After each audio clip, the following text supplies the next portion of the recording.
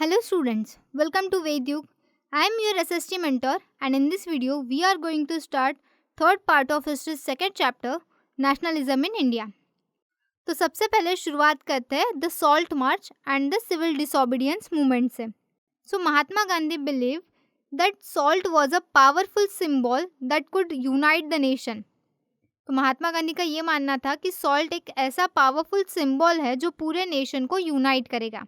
And इसीलिए on 31 जनवरी 1930 महात्मा गांधी ने viceroy Irving को एक लेटर भेजा और उस लेटर में कुछ 11 डिमांड्स उन्होंने की थी, जिसमें से एक डिमांड ये थी to abolish the salt tax.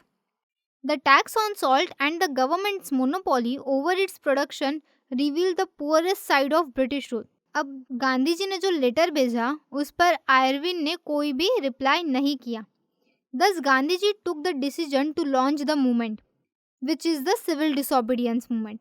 As a result, along with 78 followers, Gandhi ji started the Salt March from Sabarmati Ashram on 12th March 1930 for Dandi, the coastal town of Gujarat.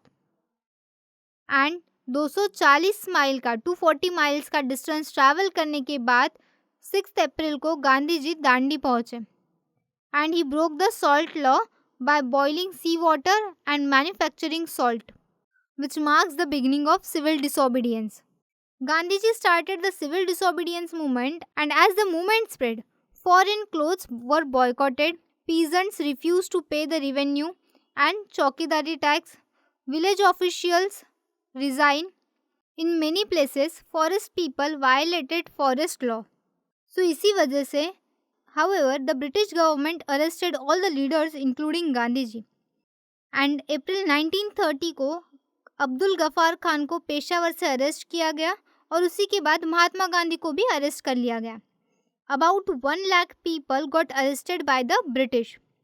In this situation, Mahatma Gandhi called off the movement and signed the pact with Lord Irwin on 5th March 1931. और इस pact को Gandhi Irving pact भी कहा जाता है. According to this pact, Gandhi ji has to participate in the second round table conference.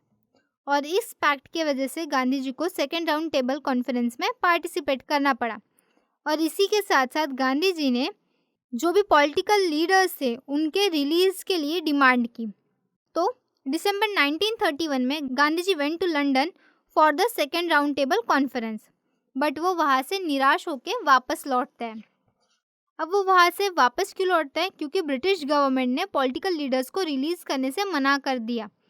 When Gandhi ji come back to India, he found that Congress has been declared illegal and Abdul Gaffar Khan and Jawaharlal Nehru were imprisoned. So इसलिए महात्मा गांधी ने civil disobedience movement को relaunch कर दिया. And this movement continued for 1 year and lost its momentum by the year 1934. अब इस movement ने अपना momentum क्यों लूज किया? आइए देखते हैं हमारे नेक्स्ट टॉपिक में. So how participants saw the movement. सबसे पहले देखते हैं रिच पीजेंट्स के बारे में. Rich peasants were the producers of commercial crops and they were very hardly hit by economic depression. और इसी वजह से एग्रीकल्चरल गुड्स के प्राइस जो थे वो बहुत भारी मात्रा में गिर गए थे, जिसकी वजह से उनकी इनकम भी डिक्रीज हो रही थी और वो गवर्नमेंट को रिवेन्यू पे नहीं कर सकते थे. और वो डीपली डिसअपॉइंटेड थे क्योंकि सिविल डिसोबीडियंस मूवमेंट 1931 में बंद कर दी गई थी without revenue rates revised. So when Gandhi ji relaunch the civil disobedience movement, उन्होंने पार्टिसिपेट करने से मना कर दिया. देन उसके बाद poor peasants. Small peasants were cultivated on landlord's land and in return they paid the rent. But economic depression की वजह से small peasants revenue पे नहीं कर पा रहे थे. They were demanding the landlords cancel their unpaid rent, but Congress ने उनके डिमांड को सपोर्ट नहीं किया क्योंकि ये जो डिमांड थी शायद ही लैंडलॉर्ड्स को अपसेट कर देती और जिसकी वजह से लैंडलॉर्ड्स कांग्रेस को सपोर्ट नहीं करते. इस रीज़न की वजह से कांग्रेस ने पुअर पीजेंट्स को सपोर्ट नहीं किया, तो पुअर पीजेंट्स ने भी सिविल डिसोबीडियंस मूवमेंट को सपोर्ट नहीं किया. देन उसके बाद देखते हैं business class. So the British government made such policies that restricted business activities. और बिजनेस क्लास के लोग ये चाहते थे कि ये जो पॉलिसीज़ है वो रिमूव हो जाए ताकि वो अच्छे से बिजनेस कर पाए। They wanted to protest against the import of foreign goods and उसी के लिए उन्होंने 2 फेडरेशन बनाई। First, Indian industrial and commercial Congress in 1920 and second, federation of Indian chambers of commerce and industries in 1927, FICCI, जिसको FICCI करके भी जाना जाता है। This business class was led by Purushottam Das Thakur and GD Birla. They participated in the civil disobedience movement. They refused to buy and sell foreign goods and also give financial support to the movement. उसके बाद industrial working class देखते हैं क्या था। So the industrial working class didn't participate at the movement in large number, but except in Nagpur region. क्योंकि Nagpur reason में industrial workers ने ज़्यादा पार्टिसिपेशन दिखाया था सिविल डिसोबीडियंस मूवमेंट में। Then those who participate in the movement adopted Gandhian programs like boycotting foreign goods. Their movement was against low wages and poor working conditions. But Congress did not want to support the industrial workers. क्योंकि जो business class के लोग थे वो कांग्रेस को financial support provide कर रहे थे। तो अगर कांग्रेस इंडस्ट्रियल वर्कर्स को सपोर्ट करते तो जो बिजनेस क्लास के लोग थे वो नाराज़ हो जाते, इसलिए कांग्रेस ने इंडस्ट्रियल वर्किंग क्लास को सपोर्ट नहीं किया। Then participation of women. So women also participate in the civil disobedience movement. During Dandi march, thousand of women came out of their homes and उन्होंने गांधी जी को सुना और उनका साथ भी दिया। Lots of women participate in the protest marches and salt manufacturing. बहुत सी महिलाओं को तो जेल भी जाना पड़ा। देन उसके बाद हमारा टॉपिक है the limits of civil disobedience movement. तो सबसे पहले देखते हैं untouchables and Muslim did not join the civil disobedience movement.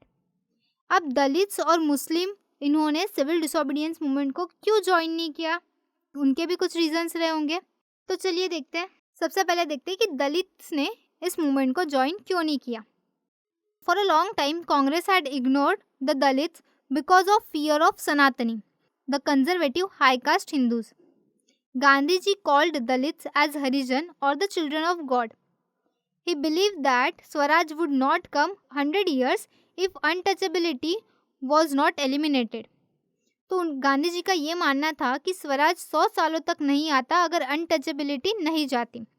And he organized Satyagraha for them to secure their entry into the temples and access to public wells, tanks and roads. After that, Dalit leaders wanted a different political solutions to the problems of their community. So Dr. B.R. Ambedkar demanded reserve seats to the educational institution and a separate electorate that could choose the right member for legislative council. Meaning what कि दलित leaders जो है उनके problems के लिए कुछ दूसरा रास्ता चाहते थे। And doctor B.R. आम्बेडकर जो कि लीडर थे दलितों के, उन्होंने कुछ डिमांड किए जैसे कि reserve seat in the educational institution and separate electorate in the legislative council. So doctor Ambedkar organise the Dalits into depressed class association in 1930. His views differed with Mahatma Gandhi at the second round table conference. अब महात्मा गांधी और doctor Baba Saheb Ambedkar के जो thoughts थे उनके बीच में कुछ मतभेद थे, कुछ डिफरेंट व्यूज़ थे दोनों के। अब ये व्यूज़ क्यों डिफरेंट थे?